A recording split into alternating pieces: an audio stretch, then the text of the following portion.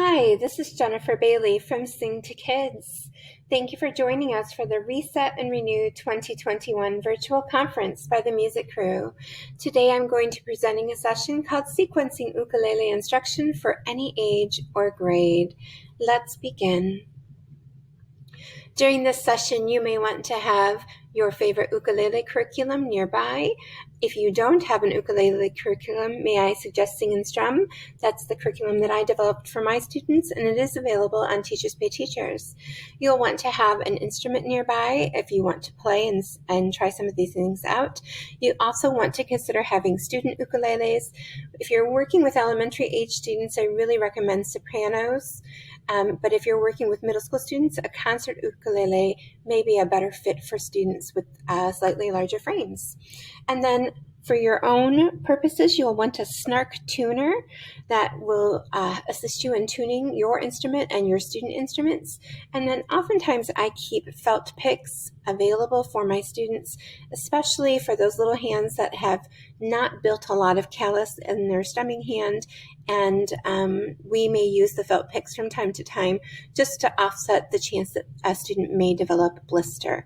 But that is really a personal thing that teachers may or may not choose to have on hand for students. During this session, you're going to learn how to sequence your ukulele instruction for students, how to scale instruction for your youngest students, and how to make the basics engaging for your older students. The only thing I will not be covering is how to tune your instrument, and the reason being that my good friend and colleague Shelley Tomich from Pitch Publications presented a session at 11 a.m. and on Thursday, and she went through all of that with you. So please check that out because I know there's lots of great information and tips in helping you and your students to tune their instruments. So let's start with the basics. We're going to learn how to teach the body parts of the ukulele, how to teach the strings of the ukulele, and how to hold the instrument. I like to use visuals for this, and so you can see here I have a little chart, and I always teach the big parts first. So this part right here at the top of the instrument is called the head, and then connected to the head, just like you are connected with your head, is the neck, and the neck connects it to the body, the large part of the instrument. On the head we have not one, not two, but 4 tuning pegs. I have my students point to the tuning pegs, but I don't want them to twist nor turn them because that will affect the tuning of the instrument. And sometimes students don't have a good judgment of how much of a twist is really a twist or a turn, and they can tighten the strings too tight or loosen them too much, and that will affect the overall tuning of the instrument. And sometimes I've even had students accidentally snap a string that way. Moving into the neck, we have 2 parts, the first being the nut, which is the little piece of plastic that holds the strings into place.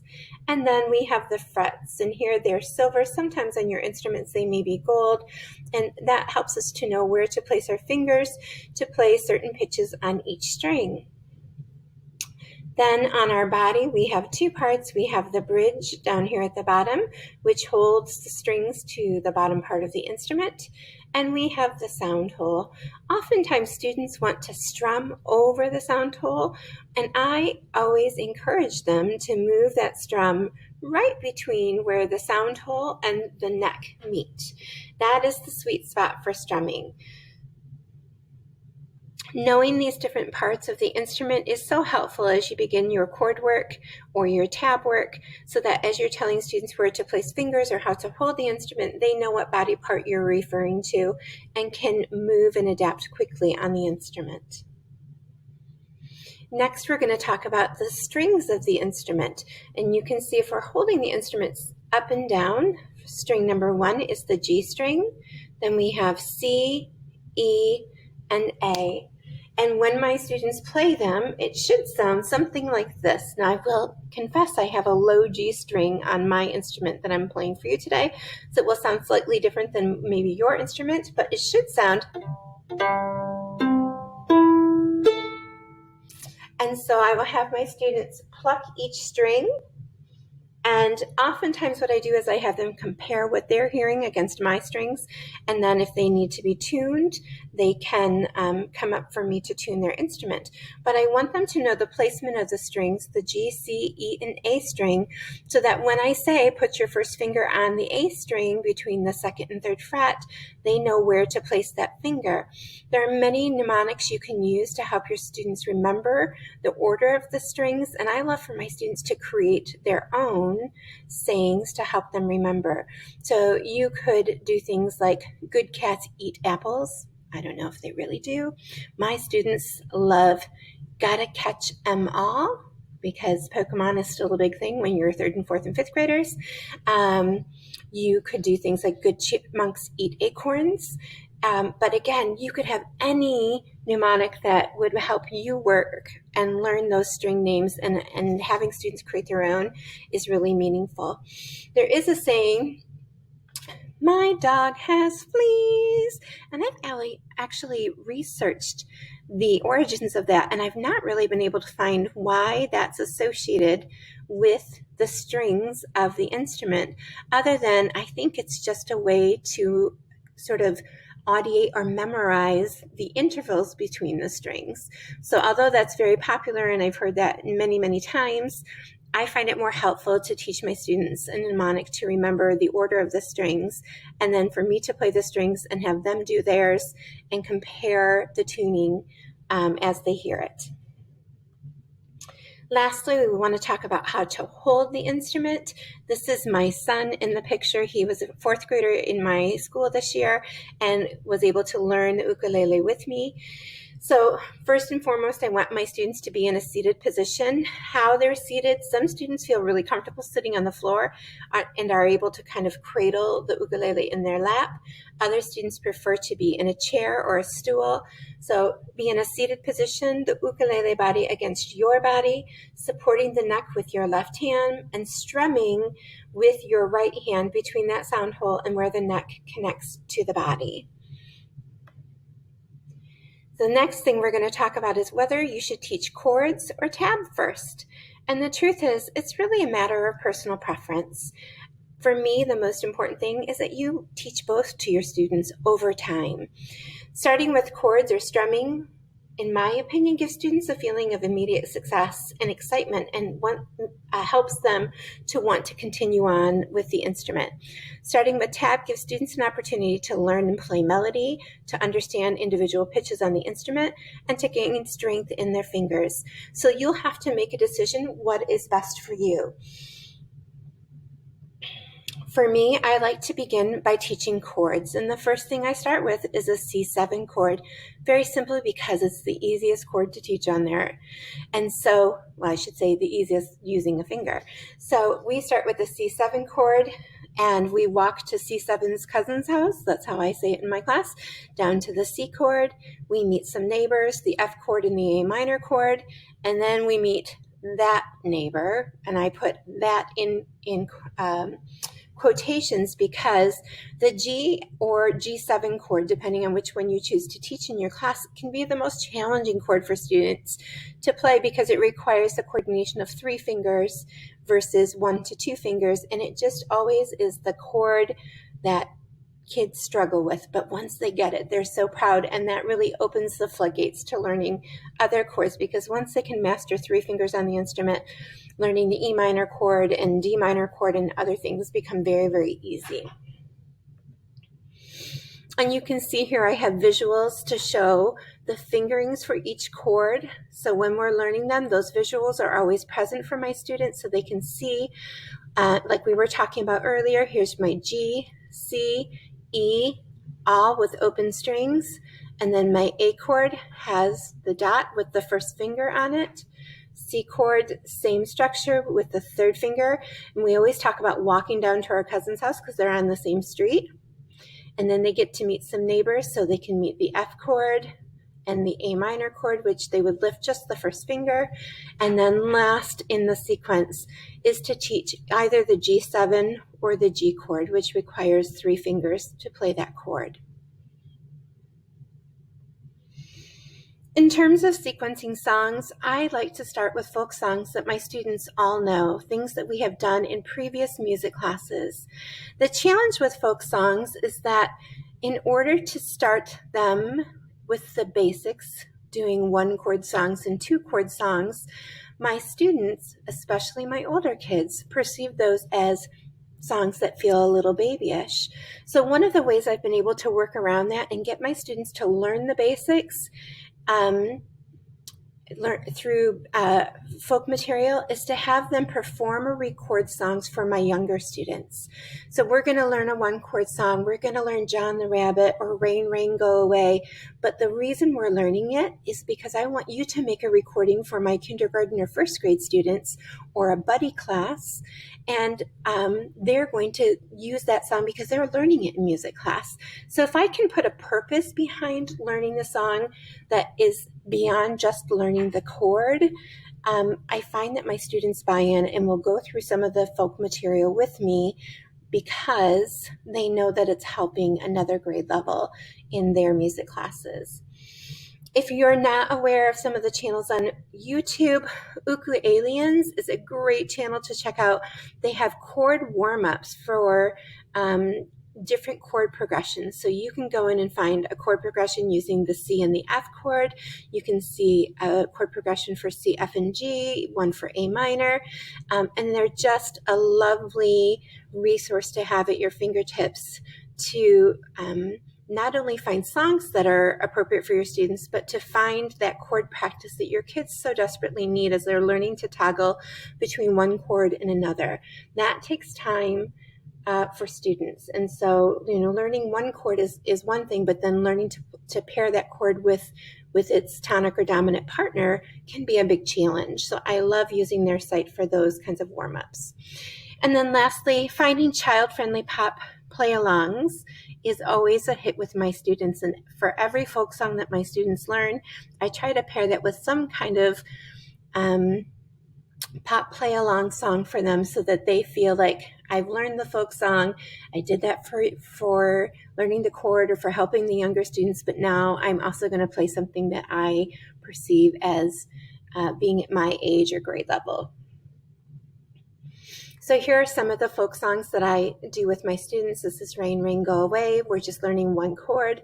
Skip to My Lou. We're learning to toggle between the F chord and the C7 chord. And then Button You Must Wander, where they're learning 3 chords. So the lovely thing about the folk material is that you can work through a progression of learning through 1-chord, 2-chord, and 3-chord songs that is just a little bit different than if you were trying to do that, facilitate that through pop music. It's very hard to find pop songs that are just 1-chord songs or 2-chord songs. So the folk music is a great resource, and the reality is they all know these songs because they're things that we would have done in our classroom leading up until the grade level where we start ukulele. In terms of sequencing pop play-along songs, I said I embed play-along songs alongside of our folk tunes to build their capacity and their interest. I love YouTube channels like Dr. Jill Reese, Ukuleleans, Uk Play-Alongs, and then Andy Ramos. The only thing I would really encourage you to do is to listen to those songs thoroughly to ensure the lyrics are student appropriate. And then, towards the end of your ukulele unit, I love to give my small groups choice in what songs they want to learn and perform. And so it's not uncommon at the end of our big unit or study that the kids can break out into small groups and then they pick one tune that they really want to learn, one pop song that they really love, and they learn the chords and play along with it.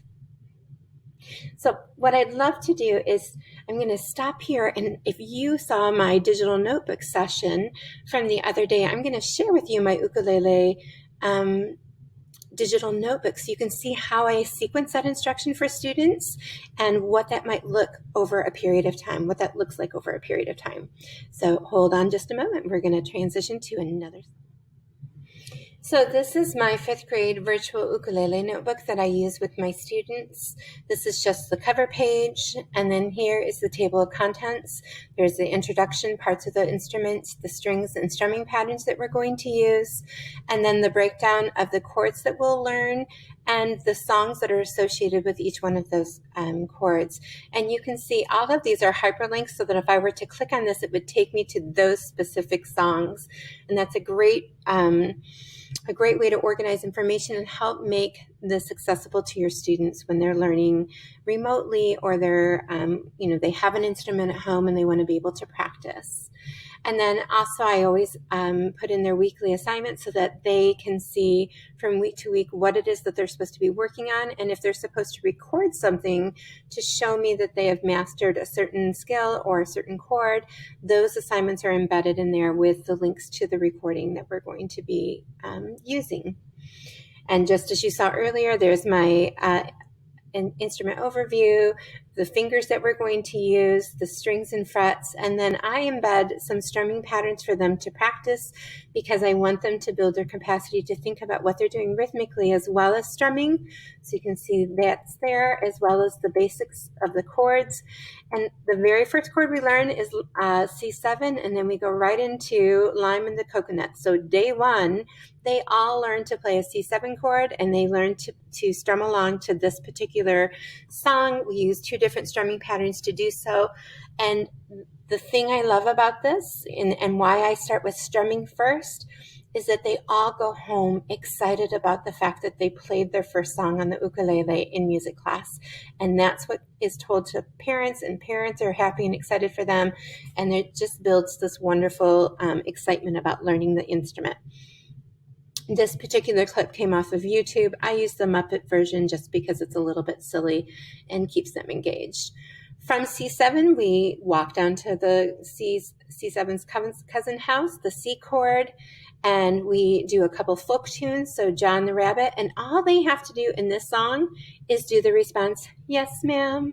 So I'm the one playing, oh, John the Rabbit. I know I'm not in C. And they just strum, yes, ma'am. So we're just building their capacity to strum a C chord.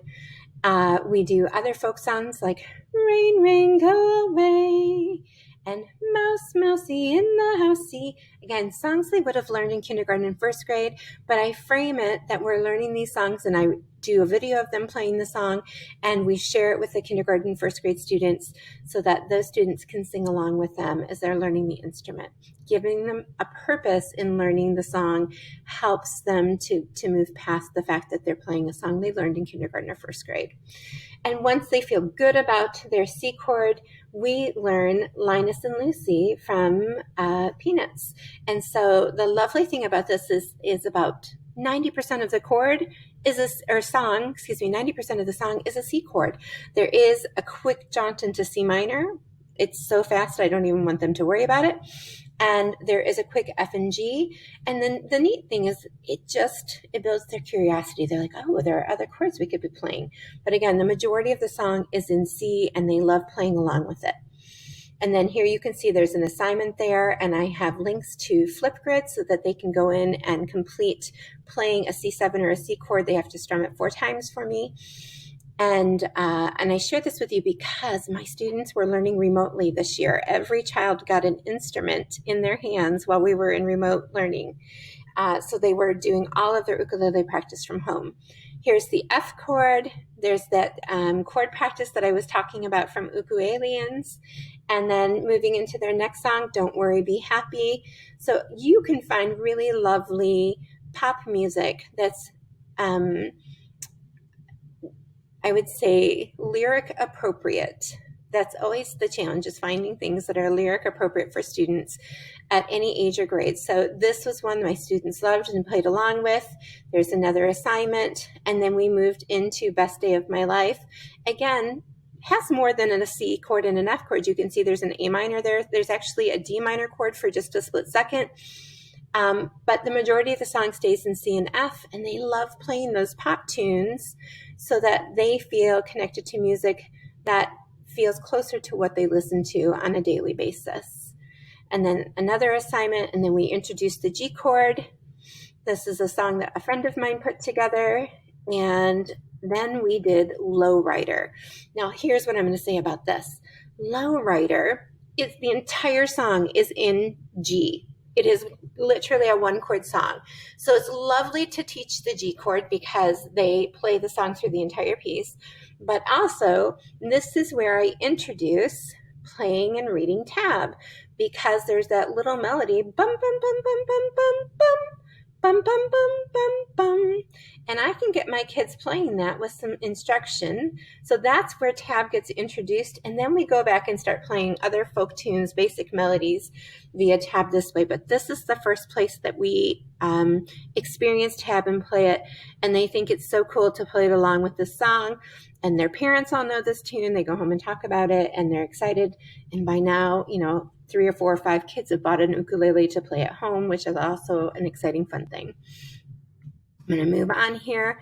And again, this happened in the holidays, so we put in a little holiday music, but lots of different songs and warm-ups that you can do here for your students and get them playing different things. And then by the time you get them to an A chord, they can pretty much play a large majority of the pop music out there. So here is Imagine Dragons Thunder, which uses C, F, G, and A, and they love getting to play those tunes. So I'm going to pop you back into my other slide show really quick, and we'll finish things up. If this kind of digital notebook is of interest to you, I really encourage you to check out my using digital notebook session that was on Wednesday at 4:30, and that will give you some more information about how to set those up. I use digital notebooks in my instructions for drumming, for ukulele, for recorder, for composition. It's just a wonderful way to mainstream your instruction, to put all of your resources in one place so that your students have access to learning anytime, anywhere, whether they're in the music room or not. So one moment, please. We'll go back to our other presentation. So thank you so much for coming to my session today, sequencing your ukulele instruction for any age or any grade. I hope you came away with some ideas about how to sequence your instruction and meet the needs of your students, whether you're working with 3rd grade students or 7th or 8th grade students. There are so many ways you can engage your students using folk material and pop material and play-alongs. If you're looking for additional ukulele resources, I would encourage you to check out my store, Sing to Kids, all one word, on Teachers Pay Teachers. There you can search in the custom categories, ukulele, and you will find a variety of materials. There are worksheets, things about history, music centers, and if you're looking for curriculum, there is a fairly extensive curriculum resource as well as many resources for elementary music. I would also encourage you to check out my blog at www.singtokids.com.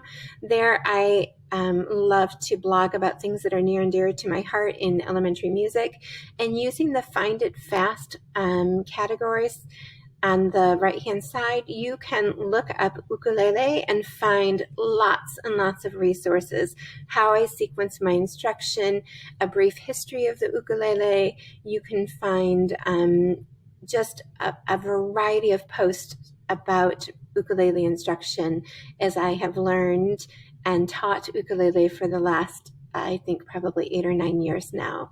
But the blog is a wonderful place to get resources and inspiration across a multitude of music education topics. And I apologize that I'm not able to present this session to you live. I am teaching a music learning theory level concurrent to the conference. So if you have questions at any point throughout the session, you can reach out to me at singtokids@gmail.com or through my website, www.singtokids.com. Thank you so much again for attending my session today. Any comment that you leave, I will happily respond when I'm available to do so in the evening. Thank you again. Bye-bye.